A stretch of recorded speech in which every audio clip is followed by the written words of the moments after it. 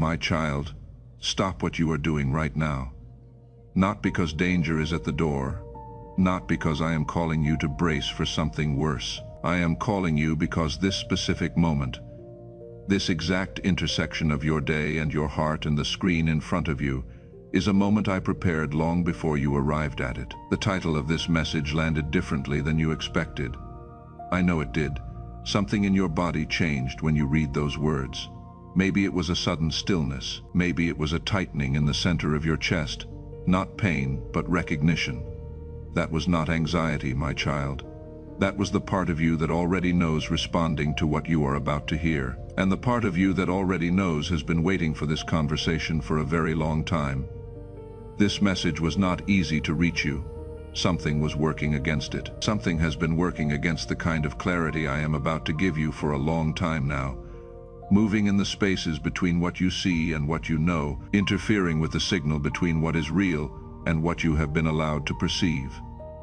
But you opened it, my beloved, and that single decision, that one act of stopping and staying, is already being recorded in heaven as the moment you chose to see what has been hidden. Because what is about to be revealed has been concealed, not by chance, not by your own failure of perception, but by a deliberate effort to keep you from knowing what you are about to know. And that effort is finished as of this moment. You opened it, and what has been sealed is now open. Most people would have scrolled past this title. You did not understand what that means, my child. It was not impulse. It was not idle curiosity. It was already written, the moment when you would be ready to receive what I have been holding in reserve for you. And today is that moment. Nothing in the architecture of your life arrives by accident when you belong to me. The sequence of events that brought you here, the paused scroll, the moment of stillness, the decision to open instead of pass, I arranged all of it, because there is a truth about your life that has been deliberately obscured, and I am the one removing the obscuring, and I do not begin a revelation I do not intend to complete. If something in your chest tightened the moment you read that title, I want you to notice that. My beloved, do not dismiss it. Do not explain it away with ordinary language about nerves or sensitivity. What tightened in you when you read those words was recognition. Your spirit understood what your mind is only now beginning to receive. Your body knows things before your thoughts have language for them. That tightening is not a symptom. It is a signal, and it is accurate. If something loosened just slightly as I told you that what you felt was real, let that loosening be the first thing you receive today. When you type, I felt it before I had words for it. You are giving the part of you that already knows permission to speak louder than the part of you that has been trying to stay reasonable about all of this. Type it now, my beloved, type. I felt it before I had words for it. My child, I want to tell you something that will reshape the way you understand the last season of your life. The difficulty you have been carrying, the particular heaviness that has sat in your chest and your shoulders and behind your eyes, the sense that something in your world is slightly misaligned in a way you cannot locate, the inexplicable exhaustion that sleep does not restore. All of that has a name. It is not anxiety. It is not ingratitude. It is not weakness, my beloved. It is the experience of someone whose spiritual path has had a block placed on it, not by accident, not by ordinary hardship, but deliberately by someone who saw what you were becoming and could not tolerate becoming alongside you. I need you to understand something clearly before I say more, my child. The one who moved against you is not someone you would call an enemy in the ordinary sense. This was not a stranger. This was someone who shared your blood, someone who grew up in the same rooms you grew up in, someone who knows the architecture of your story from the inside, who knows which rooms in your history still have unlocked doors, who knows the particular shape of every wound you have ever carried, because she was sometimes in the room when those wounds were formed. And because she knew you that deeply, my beloved, she knew exactly where to press. She knew exactly what to say and what to withhold, and what to allow others to believe about you that would do the most damage in the least visible way. This is what makes betrayal from a sister different from any other kind of betrayal. It is not done by someone who guessed at your vulnerabilities. It is done by someone who was given access to your vulnerabilities by the intimacy itself. I know this is difficult to receive, my child. I know that there is a part of you that has been working very hard not to know this, not out of blindness, but out of love. You told yourself it was misunderstanding. You told yourself it was her own pain expressing itself sideways. You told yourself that if you were just more patient, it would resolve. My beloved, your love for her is not the problem. Your love for her is one of the most real things about you. But love that cannot see the truth is not protecting anyone. What I am giving you today is not a weapon against her. It is the clarity you need to finally understand why certain prayers have not been landing the way they should, why certain doors have remained closed in a season when they should have been opening, why certain breakthroughs have arrived at the threshold and stopped just before entering. That clarity is a gift from me, my child, not an accusation, a gift. When you type, "I know who this is about and I am ready to see clearly," you are giving me permission to do what I came to do in this message, which is to show you what has been hidden so that the hiding can no longer function. Type it, my beloved. Type, "I know who this is about and I am ready to see clearly." Let me tell you what a pact is, my child. Not in the language of the occult, not in the dramatic vocabulary of spiritual warfare, as it is sometimes sensationalized. A pact, in the language of heaven, is an alignment. It is a place where someone's will and someone's words, and someone's consistent choices come into agreement with a spirit that is opposed to the purposes I have placed on your life. It does not require ritual. It can be built slowly, over years, through the accumulated weight of envy that was never surrendered, of resentment that was never brought into the light, of prayers that were quietly, sometimes unconsciously, prayed for your diminishment rather than your flourishing. When someone near you aligns their heart consistently with the hope that you will fail, with the whispered agreement, stated or unstated, that your elevation is somehow their loss, that alignment creates a spiritual structure. And that structure, my beloved, functions as a block between you and the purposes I have assigned to your life. Your sister has been in that alignment, my child, not because she is beyond redemption, not because she is beyond my reach, but because she has, for a season that has been longer than you knew, been operating in agreement with the spirit of sabotage where your life is concerned. And that agreement, that pact, has been functioning as a ceiling over you. Not the permanent ceiling of your destiny, because nothing she builds can reach that high, but a functional ceiling on the movement of specific breakthroughs in specific seasons of your life. And I am removing that ceiling now, my beloved. Not because you are perfect, but because the assignment on your life cannot wait any longer for that ceiling to be there, and because you are finally ready to know the truth. Jeremiah 1-5 says, "I knew you before I formed you in your mother's womb. Before you were born, I set you apart, my child." This is the foundation that everything else stands on. The call I placed on your life was not a call that emerged after you proved yourself to the people around you. It was written before the world had a name for the specific gifts I placed in you. And the thing your sister has been responding to, the thing that has driven the long, slow, quiet work of the pact, is that call. She felt it before she could name it, my beloved, she sensed.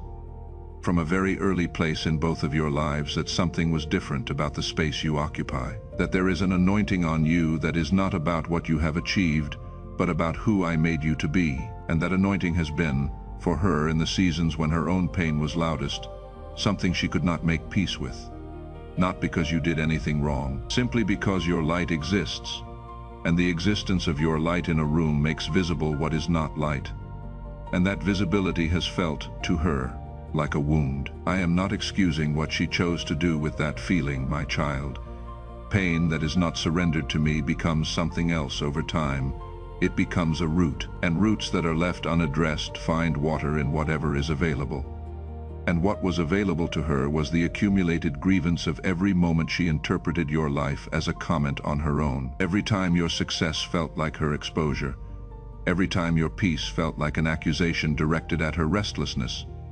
Those moments built something in her that she may not have chosen consciously, but that she chose nonetheless, through the quiet agreement of her heart with the spirit that told her your blessing was the problem, that you were the problem, that if she could just find the right place to press, the arrangement she wanted would arrive.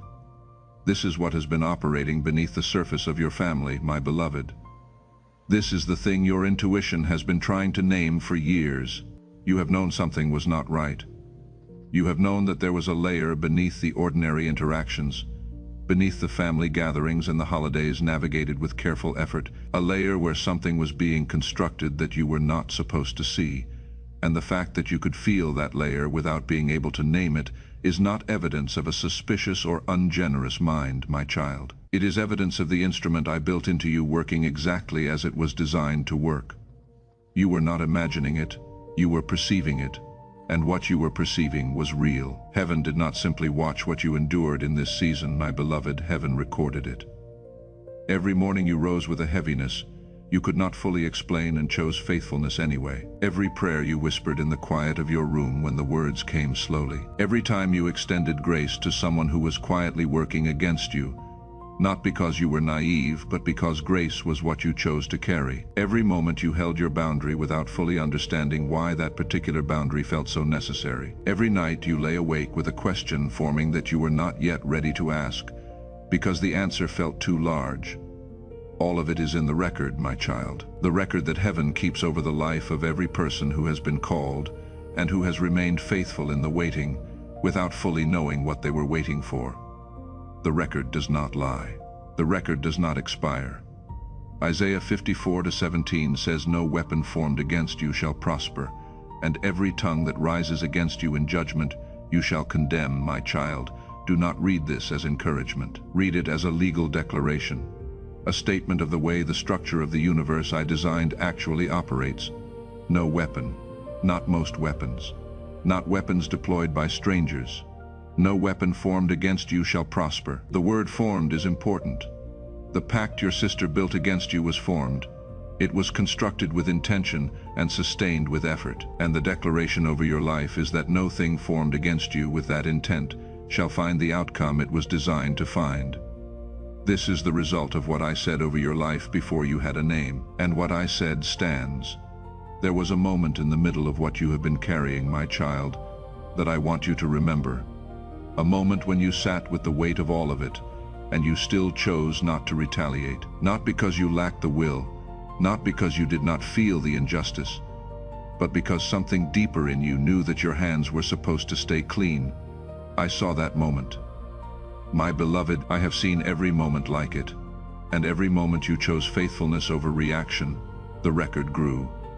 The record is the foundation on which everything that follows is being built. When you type, "I was there," I survived it, and heaven kept the record.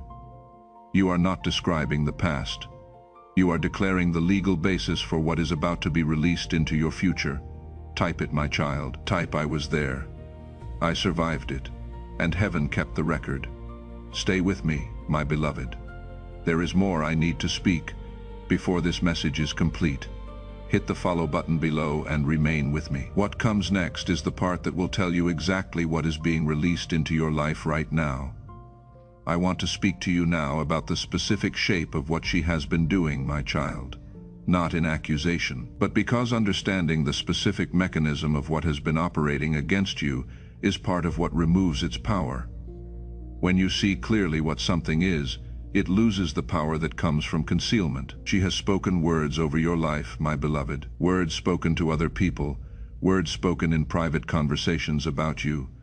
Words that carried a specific freight designed to arrive at the ears of people who could affect how your life moved. Words that framed your strengths as liabilities, your gifts as threats, your growth as something suspect or unearned. She has stood in rooms where decisions were being made about you, and she has tipped the weight of those rooms in a direction that was not yours. She has shared information that was given to her in trust, in ways that served her own purposes. She has allowed silence to speak in the moments when a word from her would have altered things significantly in your favor, and the silence was not neutral, my child. It was chosen, and she has prayed, my beloved. This is the part that I need you to sit with. She has prayed prayers that were aimed at your reduction. Not always in those explicit words, not always with conscious awareness of what she was doing, but prayers that asked in the language of complaint dressed as intercession, for your circumstances to return to what was familiar, for the breakthrough you were approaching to be reconsidered, for the people who were opening doors for you to be redirected. Prayers that, in their deepest intent, were asking that you would remain where she had learned to manage you, where the version of you that did not exceed her was preserved, where the ceiling held, and those prayers, my child, were received. They were heard, and then they were answered in a way she did not anticipate, because the answer to a prayer prayed against a chosen one is not the diminishment of the chosen one. The answer is the exposure of the one who prayed. This is what is happening right now, my beloved. I am not exposing her to punish her. I am not bringing what was hidden into the light as an act of revenge on your behalf. I am exposing it because the architecture of the pact requires her to remain in the shadows to function. What lives in the dark loses its operative power the moment the light is turned on. I am turning the light on, my child, and what you are going to discover in the days ahead, in some cases what you are already discovering, is that the darkness could not survive the light, that the structure she built was built in shadow, and shadows are not permanent. They are only the absence of light, and I am the light.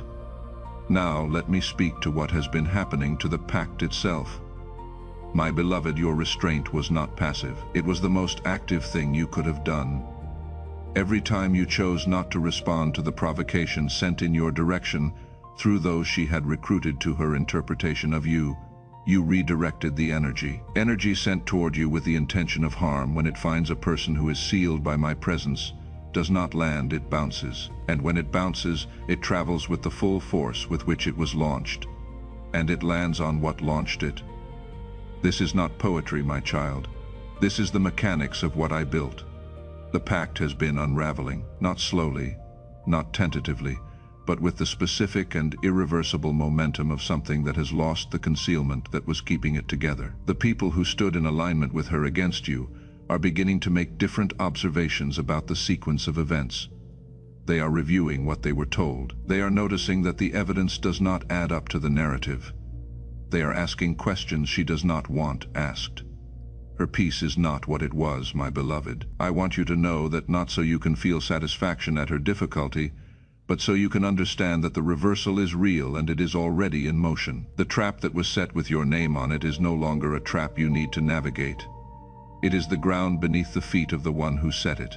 Proverbs 26:27 says, "Whoever digs a pit will fall into it, and whoever rolls a stone will have it roll back on them." This is not a cautionary tale for you, my child. It is a description of what is happening to her. Genesis 50:20 says, "What they meant for evil, God meant for good." My beloved, the pact was meant to keep you small, to keep you in the place where you were manageable, where your light was filtered through enough difficulty that it could be tolerated by those who could not tolerate its full strength. What I have done with the pact is use the very resistance she created to build in you something that could not have been built without that specific resistance. The ceiling she attempted to maintain is now the floor beneath the next level. She meant to bury you, my child. She forgot that you are a seed, and seeds do not die in the ground, they open in it. There is a gift that was placed in your hands at the beginning of your life, my beloved, a gift that belongs to you and cannot be transferred, cannot be legislated out of your possession by anyone's envy or prayer or strategic silence. It was placed there before she had opinions about it. It was sealed by my hand before the pact had a name. When you type, "I claim the gift that belongs to me," you are not reaching for something new. You are declaring ownership of what was always yours, before any of what was built against you had begun. Type it now, my child. Type, "I claim the gift that belongs to me because you have stayed with me this far, my beloved." I want you to receive what I am releasing specifically for those who held on. The spiritual block that has been functioning as a ceiling over specific areas of your life is being removed in this moment. Not gradually, not in stages, but at its root. The structure your sister built required her active maintenance, and it required the concealment that is now ending. When the concealment ends, the structure has no foundation, and a structure without a foundation does not gradually deteriorate. My child, it collapses. What was sealed over your breakthrough is collapsing right now. My beloved, the breakthroughs that were held at the threshold, the doors that opened partway and hesitated, the relationships that moved toward flourishing and then stalled, the provisions that approached and redirected, the callings that began to stir and then went quiet. All of those things were not delayed because they were not meant for you. They were held at the threshold because the threshold had a structure on it that was not yours to dismantle, but mine, and I have dismantled it, my child. And what was held at the threshold is now entering, not in the trickle of something carefully rationed, in the fullness of what was always intended for the season I designed for you. If what you have received in these last moments is already beginning to settle into the places where you have been carrying questions without answers, and something in you is stirring to respond, I want to invite you to sow a seed today.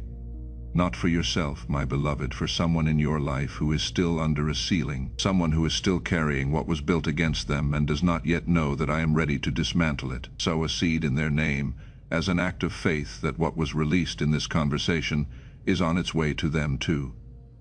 Visit the link in the description below or scan the QR code on screen, not because you are required, but because your spirit already knows that what was just released is real, and real things deserve a real response. If something in your chest just loosened as you received those words, that loosening is what release feels like when it is genuine. There is a weight you have been carrying that was never yours to carry, my beloved, and I am asking you to put it down in this moment. Not the grief, which is real and which I will hold with you, but the striving, the reflex that has been monitoring every interaction for signs of what was coming next. The part of you that has been bracing, unconsciously, in so many rooms and family moments, because some part of you knew what was operating beneath the surface and did not know how to be safe inside it. When you type, I release what was never mine to carry, you are not pretending the weight did not exist, my child. You are handing it to the one who can actually hold it. Type it now. Type, I release what was never mine to carry. There is something else I need to say. My beloved, I need to speak to the part of you that, in receiving this, is also grieving. Because what is being revealed today is not only the removal of a block, it is the confirmation of something you loved being more complicated than you wanted it to be. She is your sister, my child. She is someone you grew up beside, someone who holds memory of your childhood from the inside. And the revelation that this person has been in alignment with the spirit of sabotage does not only produce relief, it produces a particular kind of grief that belongs specifically to the betrayals that come from blood. I know you are holding both of those things right now, my beloved, the relief of finally knowing and the grief of finally knowing. You are not required to choose between them. You are not required to perform a version of forgiveness that erases the grief before the grief has been processed. What I am asking of you is not that you feel nothing, my child. I am asking you to let me be the one who holds the weight of it while you feel it. There is someone in the lineage of your family who prayed for this moment. My beloved, someone who has been gone from your visible world for some years now. A grandmother, perhaps, or a great-grandmother, or someone from the generation before the generation you know. Someone who prayed over the family line without knowing all the specifics of what would need that prayer. Someone whose faithfulness is part of what is in the record today. I was with that person in their prayers.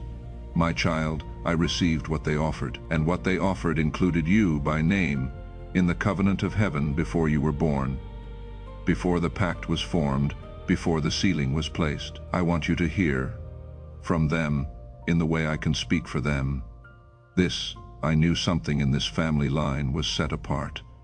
I prayed that it would not be lost in the things people did to each other. What was taken from you was seen. What you carried was not yours alone. It is already being returned. Say nothing in response to that, my beloved. Let it be what it is. Romans 8:28 says we know that in all things God works for the good of those who love him, who have been called according to his purpose. My child, all things includes this. It includes the pact and the sealing and the grief and the years of restrained flourishing. All of it is in my hands. And what is in my hands is being worked for your good, not in the distant future, not in the abstract sense of a good you will not recognize until eternity, but in the specific and approaching sense of a good that is already in motion, and that will be visible in your life in ways that you will be able to name and touch and carry forward. Now I want to address the justice of what is happening, my child, because justice is real, and the declaration of justice over what has been done in the dark is a necessary part of what is happening today. What your sister did was seen, every word spoken against you in rooms you were not in, every prayer aimed at your diminishment, every alignment with the spirit of sabotage in the name of family loyalty or concern or whatever cover story was used to justify what she felt in her heart, every whisper sent in the direction of someone who could influence the doors in your life. All of it was seen, not recorded for the purpose of condemnation, but recorded because what is real is never lost in heaven, and what is done in darkness is always eventually brought into the light. The consequences of what she built are not being delivered by wrath in the punitive sense that people sometimes fear. They are being delivered by the nature of the structure she constructed. What is built on the foundation of envy and resentment, and the quiet agreement with the spirit of sabotage, is not a structure that can stand indefinitely. It requires concealment to remain operative, and it requires the target to remain unaware. Both of those conditions are ending, my beloved. As the concealment ends, the structure loses its stability. The relationships she cultivated in your opposition are beginning to ask questions she cannot answer satisfactorily. The narrative she maintained about you is encountering the version of you that exists in reality. And those two things do not match in ways that are becoming increasingly difficult to ignore. The doors she worked to close are opening, my child. The perceptions she worked to shape are shifting. This is not something you are engineering. It is the nature of what truth does when it is given enough space to move. Psalm 35:4 says, "Let those who seek my life be disgraced and put to shame. Let those who plot my ruin be turned back in dismay." This is not a prayer you need to pray with bitterness in your heart, my beloved. This is a declaration you receive with open hands. It is already in motion, and what is turned back toward its origin is not your concern to manage. Your assignment in this season is to face forward, to walk into what is opening in front of you without the weight of what is collapsing behind you. The reversal will take care of itself. It has my full attention, my child. Job 42:10 says the Lord restored the fortunes of Job after he had prayed for his friends, and the Lord gave Job twice as much as he had before. My beloved, the restoration that follows the exposure of the pact is not simply the restoration of what was held back. It is double. Not because I am sentimental about what you lost, but because the nature of what I restore is always larger than what was taken, and because the record of what this season cost you is precise, and because I do not restore in the diminished currency of the close but not quite. I restore in the full weight of what was always intended. What was held at the threshold during the season of the sealing is entering now. My child, the pact that was set against you is not weakening. It is not fading slowly. It is breaking, and the breaking is complete. When a ceiling made of shadow meets the light that I am turning on today, it does not negotiate. It does not retreat and wait for another opportunity. It ends. What was held in place by the ceiling falls into your life, my beloved, not as something you have to chase or earn or reconstruct. It falls the way rain falls, complete, without requiring you to have arranged anything for it. When you type, "I declare the pact against me is broken and its power is finished," you are not making it happen. It is already done. You are simply choosing to speak in agreement with what heaven has already signed. Type it, my child. Type, "I declare the pact against me is broken and its power is finished." I want to speak to what this means for your relationship with her, my beloved, my child. I am not asking you to sever the relationship with cruelty or to announce what has been revealed in a way that is designed to wound. I am asking you to see clearly, to love with clear eyes rather than blinded ones, to understand that grace toward someone does not require you to grant them ongoing access to what they have demonstrated they cannot be trusted with. You can love her and pray for her, genuinely without hatred in your heart, while also understanding that the intimacy she was given was not handled with the care it deserved. And that understanding is not bitterness, my child. It is wisdom. The kind of love that does not destroy itself in order to appear selfless. She is not beyond my reach, my beloved. Whatever she does with the consequences of this season is between her and me. But what happens in her is not your responsibility to manage or monitor or facilitate. Your responsibility is to your own life, your own faithfulness, your own movement into what I have prepared for you in this next season. And that movement requires you to be free of the weight of the ceiling, free of the habit of measuring your own experience against what she would approve of, free of the reflex that checks, before you receive something good, whether her reaction to your good is something you can survive. That freedom is what today is giving you, my child, and I need you to accept it fully. There is something I want you to agree with right now, my beloved. Not as a declaration against your sister, as an agreement with what heaven has already decided about your life. The people who heard the narrative she constructed and accepted it as the truth about you are in the process of revising their understanding. The truth that was obscured is becoming visible. The version of you that was presented to the people around you by someone operating in envy is encountering the actual you, and those two things cannot coexist indefinitely in the same space. Truth wins by showing up and being what it is. And the truth about who you are has been showing up consistently in every room you enter, in every way you live your life that does not match the story that was told about you. When you type, "I agree," let the truth come and let it be seen. You are not asking for something, my child. You are receiving a verdict that has already been rendered. Type it. Type, "I agree." Let the truth come and let it be seen. The coming days may bring you moments of doubt, my beloved. Things may arise that seem to challenge what was received today. A conversation may happen that muddies the clarity. My child, when that happens, and I am telling you clearly that it may happen, that is not a sign that what was said today was wrong. That is the evidence that it was right. When light is turned on in a place that has been dark for a long time, what is in the dark does not simply stand quietly and allow itself to be seen. It moves. It attempts to restore the darkness. The doubt that may come for you in the days after this message is not revelation, my beloved. It is resistance, and resistance is confirmation.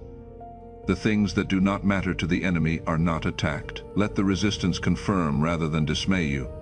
I am not surprised by what will come. I already prepared the answer. You do not need to defend what I have already decided to vindicate, because you did not skip this message, my child. Because you stayed when the easier thing would have been to move past this, to save it for a later moment that would never quite arrive. Because you held on through every part of what has been spoken today, including the parts that cost you something to receive. Heaven is releasing something specific into this moment that was held in reserve only for those who remained, my beloved. What comes into your life in the days following this message was prepared, but it required this moment. It required you to know what you now know. It required the ceiling to be named so that the ceiling could be removed, and you gave me that moment by staying. My child, I want to give you one more thing before this closes. I want to speak to what I see when I look at you right now. Not the version of you shaped by the pact and the ceiling, and the long season of enduring what you could not fully name. Not the version of you that absorbed, over years of proximity to someone whose heart toward you was divided, a diminished understanding of your own capacity. The version of you that I see when I look is the version I made. My beloved, the version that was written before the world, had a word for the specific quality of light you carry. The version that knows how to hold grief and grace simultaneously. The version that has been faithful in seasons of enforced waiting when faithfulness was the only currency available. The version that felt something was wrong and chose, again and again, to remain rather than to react. The version that opened this message when something in you knew it was time. That is the version standing at the entrance to the next season of your life, my child. And that version is more than enough for everything waiting there. Psalm 31:15 says, "My times are in your hands, my beloved." The timing of this revelation is in my hands. The timing of what opens in front of you is in my hands. The timing of the arrival of the provisions that were held at the threshold, all of it is in my hands, my child. And my hands do not lose what they hold. What is prepared for you in this next season is prepared with the same precision with which the season of endurance was designed. And the next season, my beloved, is the season of the open door. Because you did not leave, my child, because you are still here at this point in what I am speaking, because you stayed when the easier thing would have been to put this down and not return to it at all. I want to give you something specific for the faithfulness of your presence. A word for the one who has been questioning their own perception in this season, for the one who has been told so many times that they were imagining things too sensitive, making it bigger than it was, that they began to genuinely wonder whether the problem was with their own perception. I am speaking directly to you, my beloved. You were not imagining it. What you sensed was real. The shift you detected was real. The thing you felt in the room that you could not name but could not dismiss was real. Your perception was not the problem in any season, my child. It was the most accurate instrument available. I built it into you, and I stand behind what I build. Send this message to someone today, my beloved. Someone in your life who is in the middle of a season like what has just been described. Someone who has sensed something operating against them in the hidden places, and does not yet have language for what they are sensing. Someone whose body is carrying the weight of a battle that no one around them fully sees. Someone who loves a person who has been using that love as access rather than honoring it. You do not need to write an explanation. Simply place it before them and let me do the rest. Because there is someone whose name is on your heart right now, my child, who needs to know that I see them, and you are the instrument I have chosen to reach them today. My beloved, I want to give you a closing prayer that is specific to this moment, to what was named today and what was released today, and what is opening in front of you today. Pray this with me, my child, not as a recitation, but as the quiet and genuine agreement of a person who knows that what was just spoken was real. Father, I receive the truth of what was revealed today. I receive the clarity you gave me about what has been operating against my life in the hidden places. I release the weight of carrying it without knowing what it was. I release the grief of the betrayal in the way only you can receive it, fully and without the requirement that I resolve it myself. I stand in agreement with the declaration of Isaiah 54:17 over my life. I stand in agreement with the reversal of what was built against me and with the justice that is already moving in the hidden places. I open my hands to what was held at the threshold. I open my life to the fullness of what you prepared before the pact existed, before the sealing was placed, before the season of enduring without understanding. I receive the double restoration of Job 42. I receive the vindication of Psalm 35. I receive the covenant of Jeremiah 1-5 that I was known and called and set apart before any of what was built against me was possible. And I walk forward from this moment with clear eyes and full hands, and a heart that trusts that the one who revealed this is the same one who completes what he begins. Amen. If something in your chest expanded when you prayed those words, my beloved, that expansion is what it feels like when what was prepared for you arrives at the space that was waiting for it. That is not the end of the prayer. That is the beginning of the receiving. When you type, "I receive what God prepared for me before the world began," you are speaking in the first person as someone who already knows the answer. Not someone asking, someone receiving. Someone who stayed long enough to be here when the door opened. Type it, my child. Type, "I receive what God prepared for me before the world began." My child, I want to give you a final word before this conversation releases you into what comes next. The chosen one was not called because she was the strongest candidate, not because she had the fewest wounds, or the most natural resilience, or the smoothest path. The chosen one was called because I chose her before the pact existed, before the sisters' envy had a name, before the sealing was constructed by human hands acting in agreement with what was opposed to the purposes I placed on this life. I chose you, my beloved, and what I choose does not become unchosen because of what someone built against it in the hidden places. What I sign does not become unsigned because someone prayed against it without authority. The pact was real, its effects were real, and they are finished. And what remains when the pact is finished is what was always there beneath it. The call, the anointing, the assignment that was written before the world had a word for who you were going to be. Go forward from this moment, my child, knowing that the sealing is gone, knowing that the record stands and the record is permanent, and the record has your name in it in the handwriting of heaven. Go knowing that what was held at the threshold is entering now, my beloved, in the fullness of what was always prepared for this season. Go knowing that your sister is in my hands and that what happens in her is no longer your burden to carry. Go knowing that the grief is real and that I am holding it with you, and that the grief and the opening can coexist without one canceling the other. Go knowing that the anointing is older than the opposition and will outlast it by the full length of eternity. You were chosen, my beloved. You were sealed, you are protected, and you are free. When you type "it is already done," you are not declaring a hope. You are agreeing with what heaven signed before you were born, Type it, my child. Type it is already done. There is someone whose name is on your heart right now, my beloved.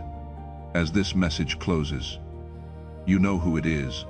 The person whose name rose in you as you listened to what was described today. The person you kept thinking of in the moments when the words about sealings and blood, betrayal and hidden pacts were being spoken. That person is not on your heart by accident, my child. I put them there because they are in a season I am ready to move in, and because you are the one I have chosen to carry this message to them.